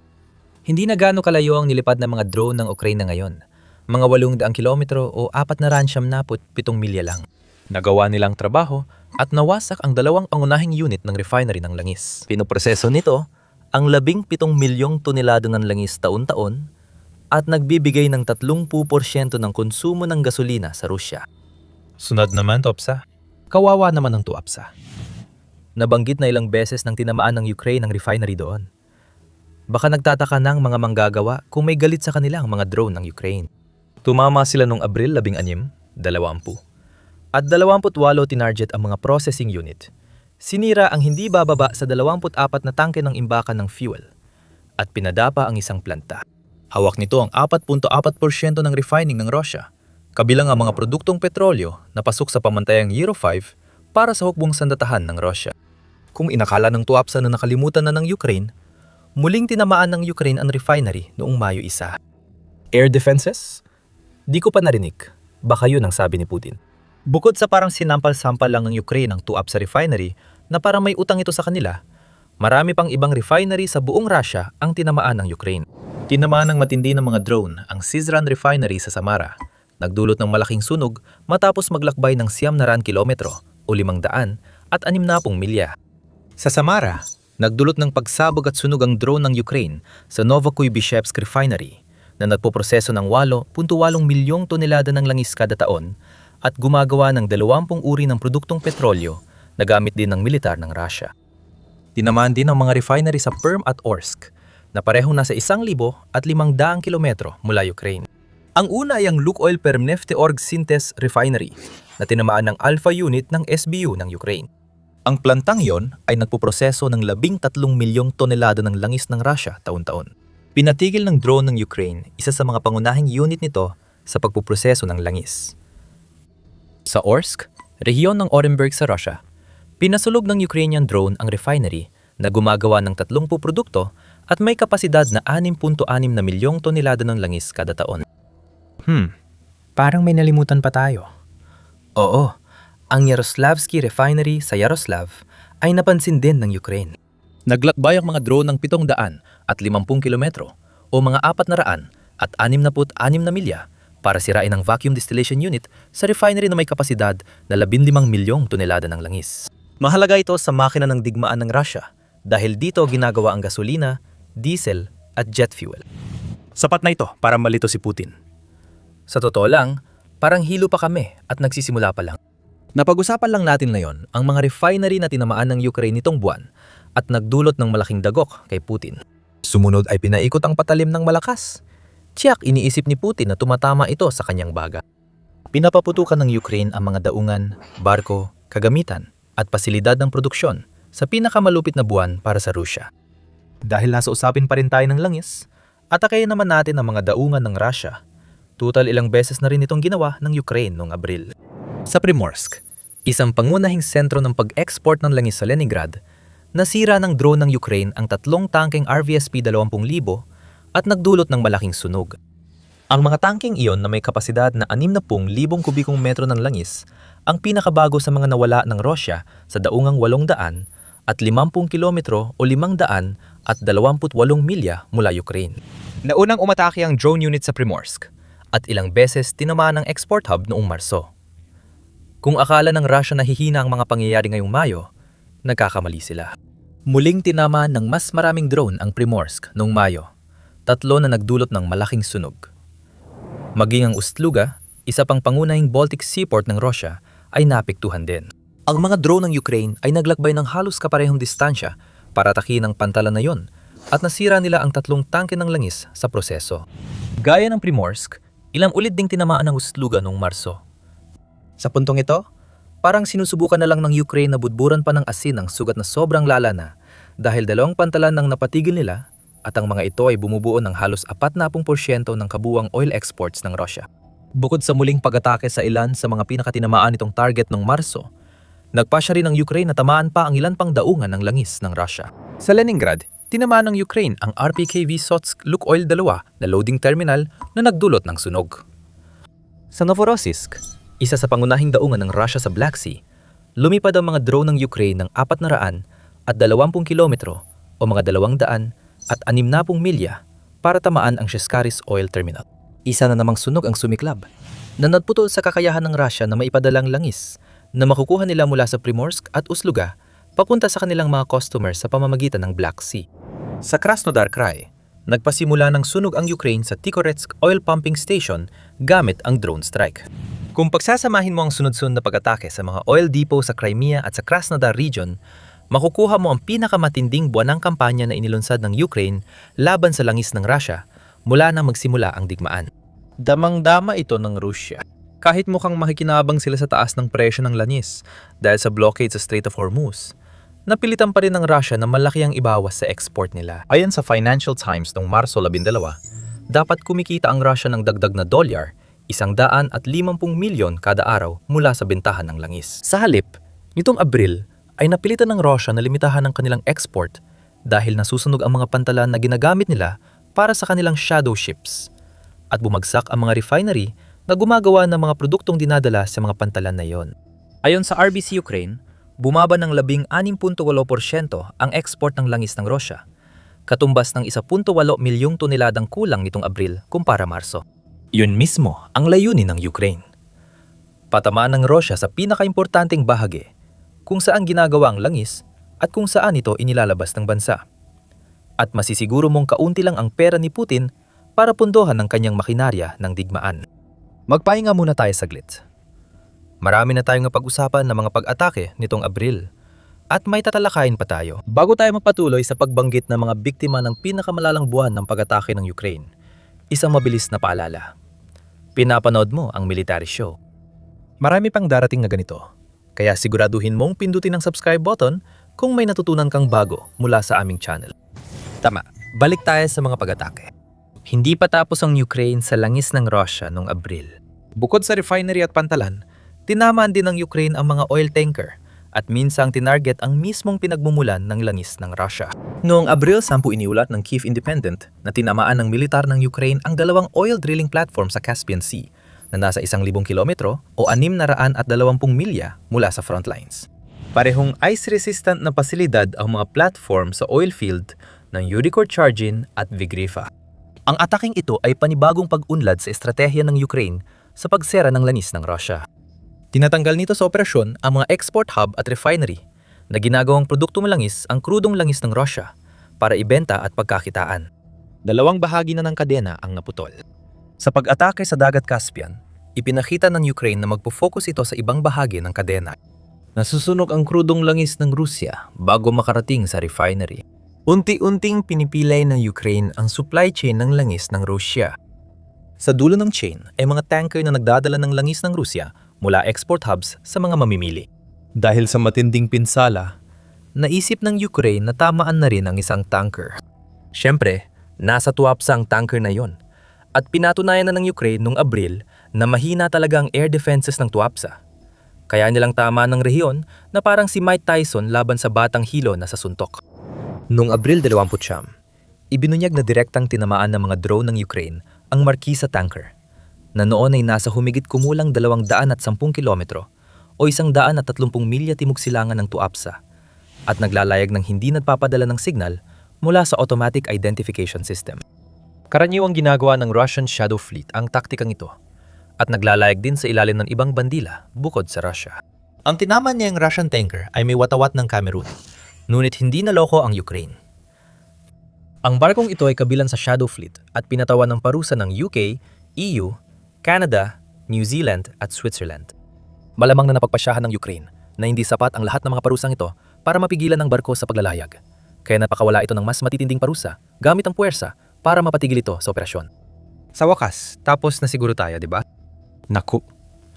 Yung kutsilyong sinabi nating itinusok sa tagiliran ni Putin, lalo pang naibaon dahil sinabayan ng Ukraine ang mga atake sa industriya ng lanis ng Russia ng sunod-sunod na pag-atake sa eroplano, barkong pandigma, at mismong industrial militar na complex ng Russia. Isa sa mga pag-atake nito ang pinakakahiya-hiya na naranasan ng Russia sa digmaan na ito.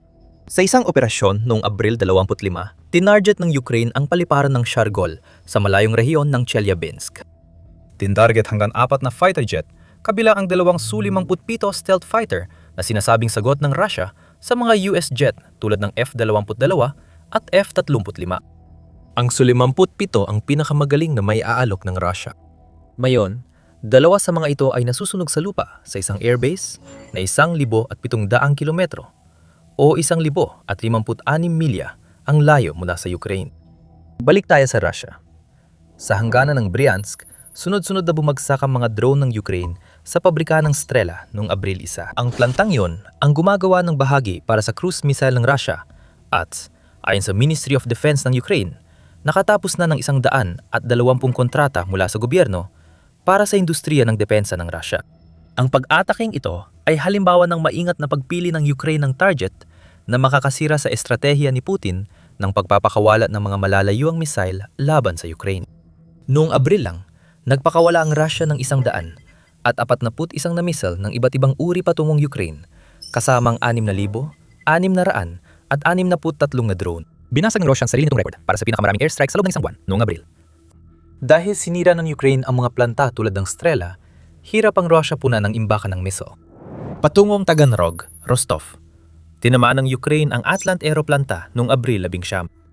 Sa pagkakataong ito, pinuri ang hukbong dagat ng Ukraine matapos itong pasabugin gamit ang Neptune missile ang planta na responsabale sa buong siklo ng produksyon ng Molnaya Strike at reconnaissance drones para sa mga puwersa ng Russia sa frontline. Gumagawa rin ng Atlant Aero ng mga parte para sa Orion drone, KH-50 missiles, at CAB-20 guided aerial bombs. Iniulat ng Russia ang sunog sa bodega ng planta at hindi na nagamit ang dating palusot na drone debris dahil malinaw ang paggamit ng Neptune missile. Malapit na naming tapusin ang pangtalakay sa maigpit. Ngunit mahalagang parusa ng Ukraine sa Russia noong Abril. Huling tatalakayin natin ang Black Sea Fleet. Matinding inatake ng Ukraine ang fleet na yon noong Abril. Nakasira pa ng mas marami pang barkong pandigma at iba pang sasakyang dagat na bahagi ng fleet na napilitan ng umatras ng pinakamalayo mula sa Ukraine hanggat maaari. Hindi naging epektibo ang pag-atras. Noong Abril, pinabagsak ng Ukraine ang Project 700 at 75 Yamal at Project 100 at 17 Nikolai Felchenkov. Parehong landing ship na nagkakahalaga ng $150 milyon. 2 beses tinarget ng Ukraine ang mga ito, noong Abril 20 at 26. Noong Abril 26, pinabagsak ng Ukraine ang Ivan Kurse, isang radio reconnaissance center, at tinamaan din ang sentro ng pagsasanay ng Black Sea Fleet. Ang Project 10, 1,356 Arburavesnik frigate, ay naging biktima rin ng matitinding long-range na pag-atake ng Ukraine. Ang pag-atake sa barkong pandigma ay nagbigay sa Ukraine ng pagkakataong muling labanan ang missile strategy ni Putin. Lalo't ang Buravesnik ay pwedeng lagyan ng caliber cruise missiles na madalas gamitin ng Russia laban sa Ukraine. Sa Kerch Strait, pinabagsak ng Ukraine ang 2 patrol boat na nagbabantay sa Kerch Bridge na siyang pangunahing ugnayan ng sinasakop na Crimea at ng mainland ng Russia. Maaring nagbukas ang pag-ataking iyon ng daan para sa mga susunod pang pag-atake sa tulay bilang bahagi ng estratehiya ng Ukraine na palayain ang Crimea. Noong Abril 22, sinira ng Ukraine ang conning tower ng FSB border patrol ship sa Sevastopol, Crimea. Yak! Sabi namin mula Urals hanggang Crimea tayo at hindi binigo ng Ukraine. Hindi pa nagawa ng Ukraine ang ganung antas ng malayo ang pagkawasak gaya ng nakita natin noong Abril. Nakita nating nasunog ang mga refinery at sentro ng pag-export ng langis, kaya naapektuhan ng malaki ang pag-export ng langis ng Russia. Nasunog ang daan-daang milyong dolyar na kagamitang militar na karamihan ay hindi na mapapalitan ng Russia. Matagal mawawala sa serbisyo ang mga barkong tinamaan ng Ukraine dahil humihina ang industriya ng paggawa ng barko ng Russia dahil sa parusa. Nakita nating nasira ang mga planta ng misil, tinarget ang mga tanker ng Shadow Fleet at maging ang pagpapalawak ng estratehiyang nakatuon sa langis ng Ukraine sa bagong bahagi ng daloy ng supply dahil naging target na rin ang Caspian Sea. Lumilipad na ng mas malayo ang long-range drone ng Ukraine at ang dami nilang tagumpay ay nagpapakita na mas puwersado ang depensa sa himpapawid ng Russia kaysa sa hot pants na suot ng hippopotam. Makatuwiran isipin na kapag ginamit ng Ukraine ang lakas nila sa long-range strike, maaring bumagal sila sa ibang bahagi. Maaring nabawasan ang pinsala sa mid-range ng Russia noong Abril o kaunti lang ang mga tauhan ni Putin na tinamaan ng FPV drones ng Ukraine. Hindi talaga. Mas pinigting pa ng Ukraine ang kanilang operasyon sa dalawang aspeto na iyon. Sa mid-range na bahagi, sinabi ng Defense Minister ng Ukraine na si Mikhailo Fedorov na dinoble ng Ukraine ang bilang ng mga pag-atake na naisagawa nila sa loob ng 20 kilometro hanggang 150 kilometro o 12.4 hanggang 93.2 milya na saklaw. Doble ang bilang ng pag-atake noong Abril kaysa Marso at 4 na beses na mas marami kaysa noong Pebrero sa likurang bahagi ng Russia. Ang ginagawa ng Ukraine sa ganitong uri ng mga pag-atake ay sirain ang mga support system na tumutulong sa Russia na mapanatili ang kanilang mga pag-atake sa unahan. Pinapatumba ang mga control center at winawasak ang mga logistical at supply chain, mga storage facility at mga pagtitipon ng tropa. Bawat mid-range na atake ay nagpapahina sa lakas ng Russia sa unahan. Kapag tinarget ng Ukraine ang air defense sa okupadong rehiyon, nagkakaroon sila ng aerial corridor para sa mas maraming aerial assault, malapit o mas malalim sa Russia. At kung pag-uusapan ng mga sundalo ng Russia sa unahan, napakasama ng buwan nila. Sabi ni Pangulong Volodymyr Zelensky ng Ukraine, nakapagtala ang Russia ng 35,000 kaswalti noong Abril, kasabay ng pagdoble ng Ukraine sa mid-range strikes at mas matindi nitong tinamaan ang mismong Russia kaysa dati. Kasing dami ito ng mga Ruso na napatay o nasugatan noong Marso, na nagpapakitang epektibo ang estratehiya ng Ukraine. Habang mas matindi nilang tinatamaan ang likuran ng Russia, lalong humihina ang mga sundalo ni Putin. Hindi pa nalalagpasan ng Ukraine ang kaswalting na idulot nito sa Russia noong Marso, na umabot sa record na 35,351. Malapit na. At nitong Abril ay naabot nila ang dating record na 35,000 noong Disyembre. Iniulat ng Ukraine na 5 buwan ng sunod-sunod na mas maraming sundalo ang nawala sa Russia kaysa nare-recruit sa hukbo ni Putin. Ayon sa United 24 Media, 156,000, 735 sundalo ng Russia ang nalagas dahil sa drone attacks ng Ukraine mula Disyembre hanggang Abril. Nakakuha ang Russia ng 148,400 sundalo sa parehong panahon at mas marami pang naitalang pagkawala sa kanilang panig.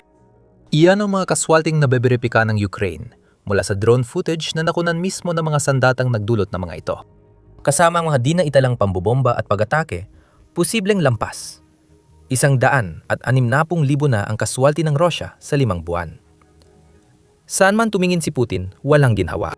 Pinalalawak at pinaigting ng Ukraine ang kanilang kampanya sa lahat ng aspeto na walang sagot ang Russia. Tapos na para sa Russia ngayon.